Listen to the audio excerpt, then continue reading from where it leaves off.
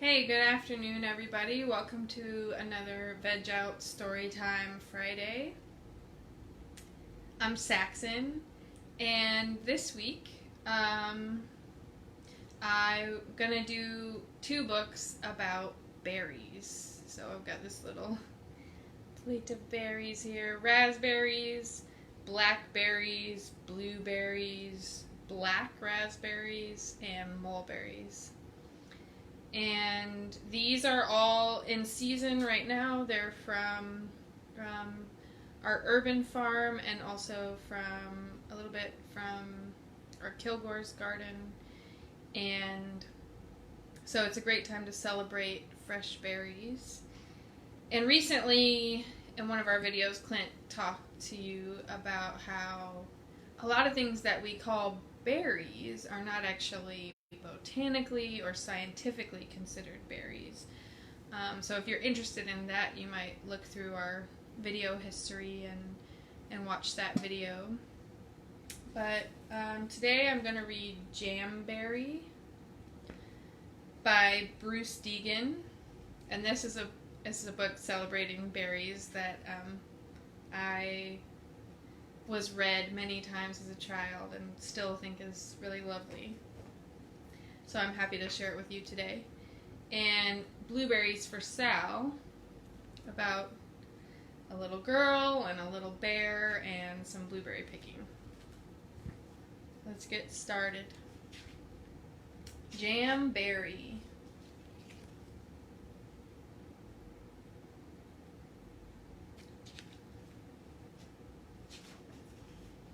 Actually, interestingly, both of these books are about a kid and a bear. So, kids and bears love berries. One berry, two berry, pick me a blueberry.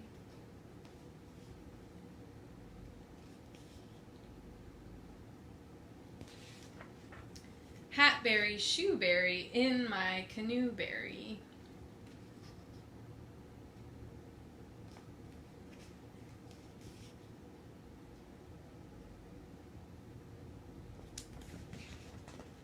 Under the bridge and over the dam, looking for berries.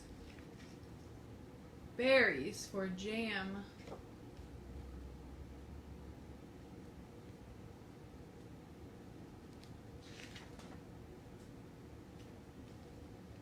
Uh-oh. It's raining blueberries. Three berry, four berry, hay berry, strawberry.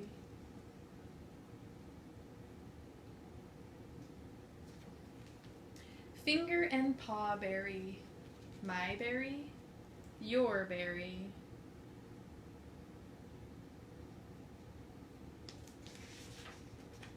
Strawberry ponies, strawberry lambs, dancing in meadows of strawberry jam.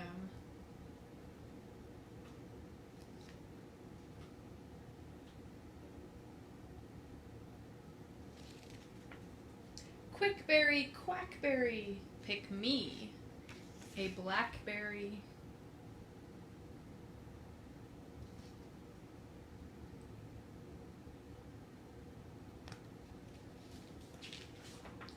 Trainberry, trackberry, clickety, clackberry.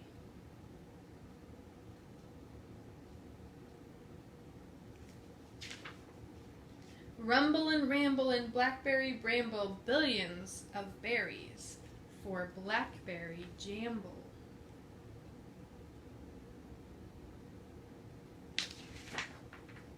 Raspberry, jazzberry, razzmatazberry, berry band, merry band, jamming in berryland.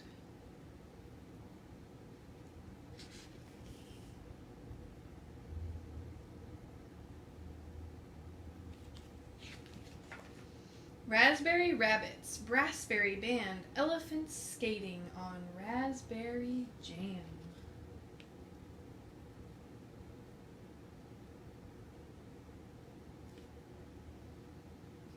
There's those elephants skating.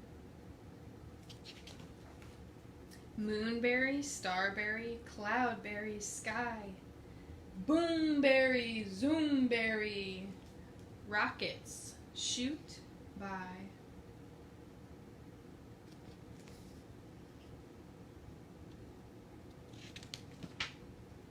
Mountains and fountains rain down on me. Buried in berries. What a jamboree.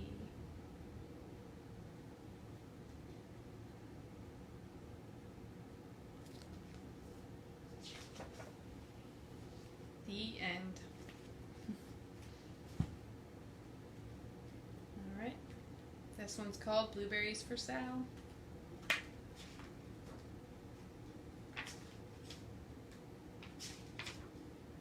By Robert McCloskey, is who made this book.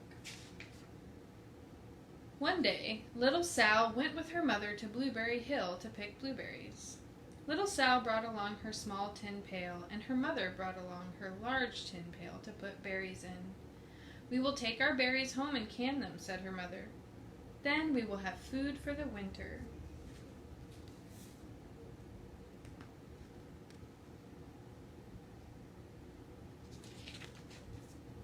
Little Sal picked 3 berries and dropped them in her little tin pail. Kaplink, kaplink, kaplunk. She picked 3 more berries and ate them. Then she picked more berries and dropped one in the pail. Kaplunk. And the rest she ate.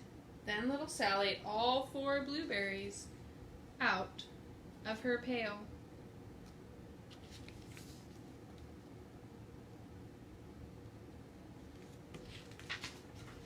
Her mother walked slowly through the bushes, picking blueberries as she went and putting them in her pail. Little Sal struggled along behind, picking blueberries and eating every single one.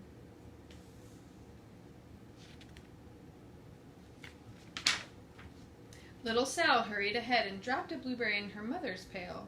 It didn't sound kaplink because the bottom of the pail was already covered with berries. She reached down inside to get her berry back. Though she really didn't mean to, she pulled out a large handful because there were so many blueberries right up close to the one that she had put in.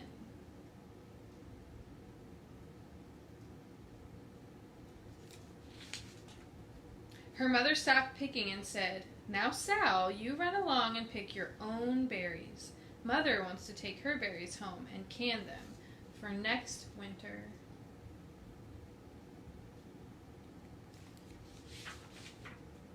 Her mother went back to her picking, but little Sal, because her feet were tired of standing and walking, sat down in the middle of a large clump of bushes and ate blackberries.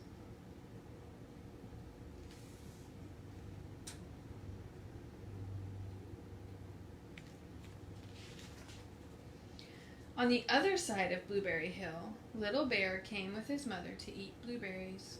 "Little Bear," she said, "eat lots of berries and grow big and fat.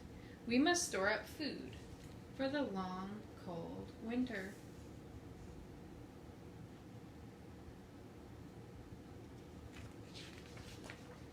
Little Bear followed behind his mother as she walked slowly through the bushes eating berries.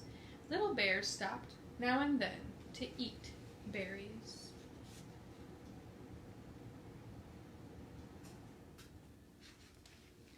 Then he had to hustle along to catch up.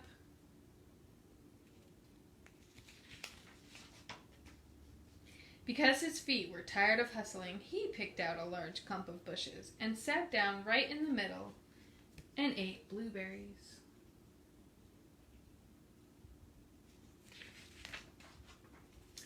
Over on the other side of the hill, little Sal ate all of the berries she could reach from where she was sitting.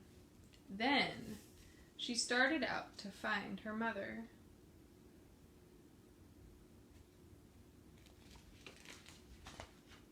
She heard a noise from around a rock and thought, "That is my mother walking along." There she is, right there.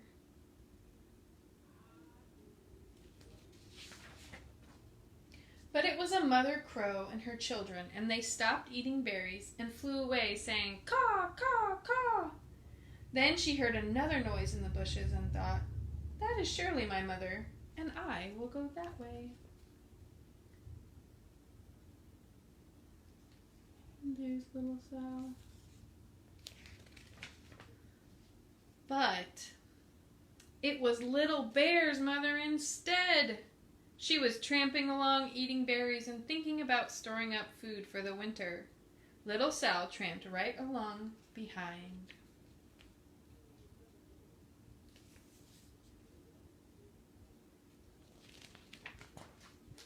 By this time, Little Bear had eaten all the berries he could reach without moving from his clump of bushes. Then he hustled off to catch up with his mother. He hunted and hunted, but his mother was nowhere to be seen. He heard a noise from over a stump and thought, "That's my mother walking along." Here's Little Bear right there. But it was a mother partridge and her children. They stopped eating berries and hurried away. Then he heard a noise in the bushes and thought, "That is surely my mother. I will hustle that way." But it was Little Sal's mother instead. She was walking along, picking berries and thinking about canning them for next winter. Little Bear hustled right along behind.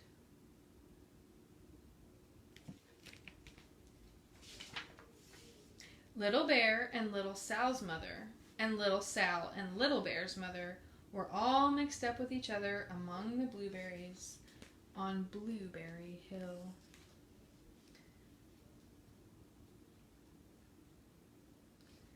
And there's Little Sal and Mother Bear.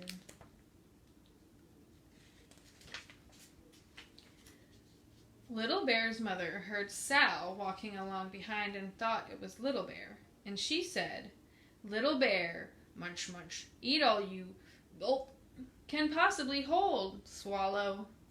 Little Sal said nothing. She picked 3 berries and dropped them, kaplink, kaplank, kaplunk, in her small tin pail.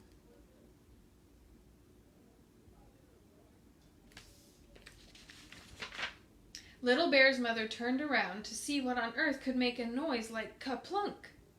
"Garumph," she cried, choking on a mouthful of berries. "This is not my child. Where is Little Bear?" She took one good look and backed away. She was old enough to be shy of people, even a very small person like Little Sal. Then she turned around and walked off very fast to hunt for Little Bear.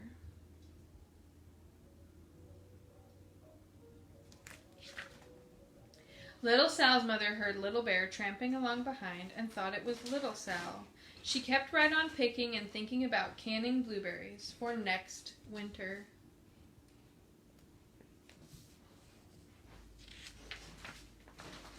Little Bear padded up and peeked into her pail. Of course, he only wanted to taste a few of what was inside, but there were so many, and they were so close together that he tasted a tremendous mouthful by mistake. "Now, Sal," said Little Sal's mother without turning around, "you run along and pick your own berries. Mother wants to can these for next winter." Little Bear tasted another tremendous mouthful and almost spilled the entire pail of blueberries.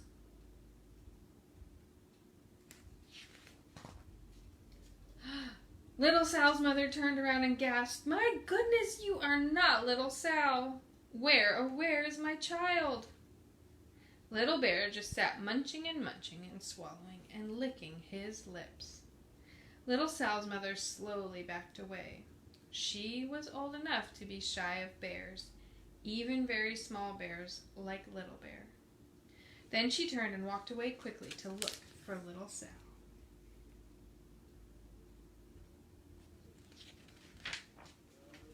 She hadn't gone very far before she heard a kaplink, kaplink, kaplunk. She knew just what made that kind of noise.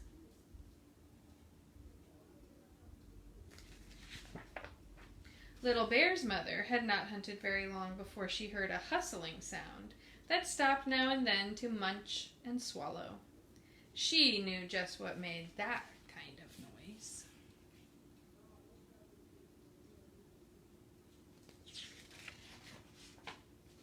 Little Bear and his mother went home down one side of Blueberry Hill, eating blueberries all the way and full of food stored up for next winter. And Little Sal and her mother went down the other side of Blueberry Hill, picking berries all the way, and drove home with food to can for next winter, a whole pail of blueberries and 3 more beside. Here are the bears. And here's Little Sal and her mother.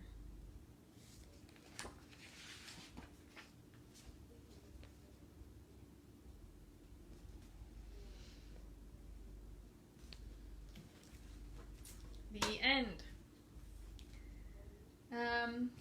Okay, guys. Well, I hope that you get to enjoy a few berries right now. They are perfectly delicious. And tune in next week for another VEG Out video on Monday morning. See you later.